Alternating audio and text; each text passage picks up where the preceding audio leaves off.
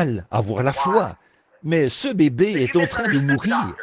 Elle a dit, comment pouvez-vous agir d'une manière si insouciante à ce sujet?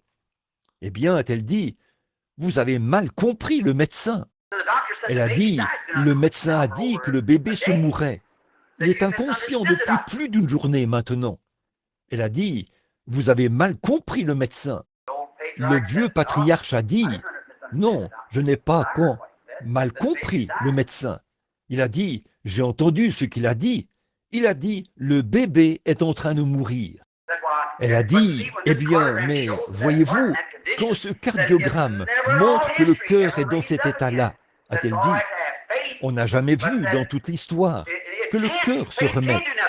Elle a dit, il n'y a pas de mal à avoir la foi, mais, a-t-elle dit, ce n'est pas possible. La foi ne peut rien faire maintenant.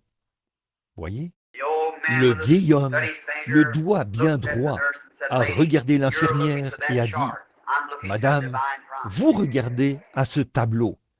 Je regarde à une promesse divine. Le garçon est même marié aujourd'hui. Très bien. Il est resté étendu là, comme ça, pendant environ 24 heures. Et tout d'un coup, les battements de ce cœur ont commencé à augmenter. Voilà, c'est parti. Voyez, quand une promesse divine est faite, Dieu est lié par un serment et il est dans l'obligation de se charger de ses promesses, quelles qu'elles soient. Et le Dieu ne vaut pas plus que ce que vaut sa parole. Si cette parole n'est pas efficace, alors Dieu n'est pas efficace. Ça, c'est Dieu. Le croyez-vous? C'est Dieu. La Bible dit, au commencement était la parole, et la parole était avec Dieu, et la parole était Dieu. Je ne vaux pas plus que ma parole, et vous ne valez pas plus que votre parole. Si j'avais une poignée de blé ici dans ma main, et que je la posais sur ce bureau, ce ne serait jamais rien d'autre que du blé posé là. Mais semez ce blé en terre, et il produira peut-être un boisseau de blé. Voyez, mais le germe de vie, c'est dans le blé. Mais le blé doit tomber en terre et mourir, a dit Jésus, ou Paul, je crois, qu'il a dit. Si le grain de blé qui est tombé en terre ne meurt, il reste seul. Voyez?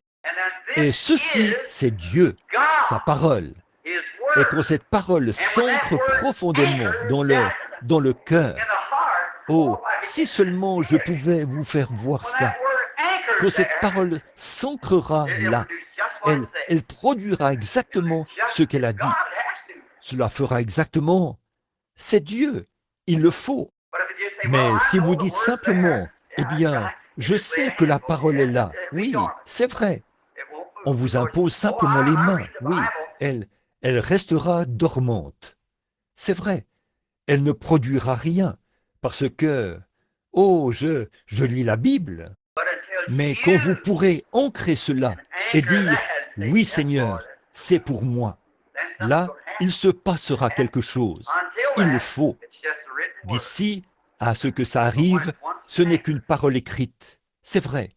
Mais une fois que c'est ancré, or, Abraham, il n'a pas regardé à son corps. Il a dit, très bien Seigneur, nous aurons le bébé. Nous pourrions continuer pendant des heures là-dessus, mais nous ne voulons pas prendre trop de temps. Maintenant, il arrive au moment où le petit Isaac est né. Et voici Abraham qui sort, après avoir reçu son fils. Et probablement que Abraham avait probablement 120 ans peut-être, à ce moment-là. 115, 120 ans. Le petit Isaac avait probablement 15 ou 18 ans. Et Dieu a dit, maintenant, Abraham, a-t-il dit, je veux que tu amènes ce garçon là-haut, sur la montagne, et que tu l'offres en sacrifice. Eh bien, après qu'il l'avait reçu, qu'il lui avait été promis être père de nations, et voici que maintenant, la seule postérité qu'il avait, il a dit, amène-le et détruis-le. Vérifiez bien. Oh là là, voyez, là, je sais que tu étais vieux, et tu m'as cru, et je t'ai donné ce garçon. Et maintenant, tu as compris, là, que la promesse va s'accomplir, parce que tu as ce garçon.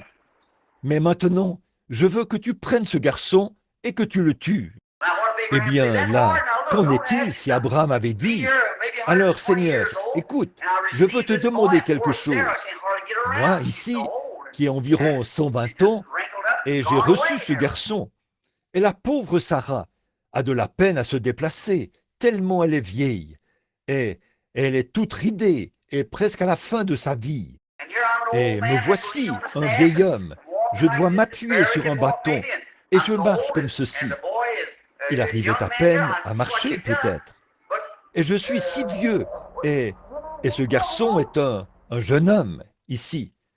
Je vois ce que tu as fait. Mais quoi? Tu veux dire que je le tue? D'abord, ça va me déchirer le cœur. Et alors, comment vais-je être un père de nation? Et toi, tu vas le tuer? Mais Abraham n'a pas douté. Il a dit, « Oui, Seigneur. » Il emmène le garçon. Les voilà partis. Il ne savait pas comment. Ce n'était pas son affaire de remettre cela en question. Il a obéi. La dame, ici, pourrait dire, « Comment vais-je marcher? » Peut-être que vous êtes infirme depuis longtemps, je ne sais pas. Peut-être que quelqu'un d'autre dirait, « Eh bien, le médecin m'a dit que je ne pourrais pas vivre, frère Branham. Je vais mourir. » Ce n'est pas de ça que nous parlons. Ça, c'est la chose naturelle, vous voyez. Si vous regardez à ces choses, vous ne vivrez jamais. Mais vous devez regarder à une promesse que Dieu a faite. Et la promesse, c'est ceci. Vous voyez, l'intérieur de vous. L'extérieur, c'est le péché. Le saviez-vous? Savez-vous que votre corps est péché? C'est pourquoi n'essayez pas de perfectionner ce corps-là. C'est le péché. Le saviez-vous? Il est né dans le péché, enfanté dans l'iniquité, venu au monde en disant des mensonges. Et c'est la même chose pour cette âme, jusqu'à ce que l'âme meure et qu'ensuite elle naisse de nouveau de Dieu. Alors cette âme ne peut pas mourir. L'âme qui pêche mourra, mais celui qui croit en moi a la vie éternelle. Alors, il y a une vie immortelle qui vit dans ce corps. Or, c'est comme une fontaine qui coule du ciel, comme un noyau à l'intérieur d'un homme. Or, ça, c'est la partie qui est sainte, celle qui fait fonctionner ce corps. Mais avant que ce corps puisse devenir parfait, l'Esprit l'amènera à se soumettre à Dieu. Pour vous faire, le corps fera constamment la guerre. Paul a dit que ce ne sera jamais mieux pour nous que ça l'était pour lui. Voyez? Paul a dit, quand je veux faire le bien, alors le mal est près de moi. Vous voyez? Et c'est une guerre continuelle, la chair contre l'esprit. Et là, si vous regardez à la chair, le médecin a dit, et je crois, voyez ça? Comme c'est un péché, alors vous ne pouvez pas servir Dieu. Vous devez mettre vos sens de côté. Dieu ne vous a jamais donné ces sens pour que vous vous en serviez pour mettre votre confiance en lui. Dieu vous a donné son esprit pour pouvoir mettre votre confiance en vous, pour pouvoir mettre votre confiance en lui.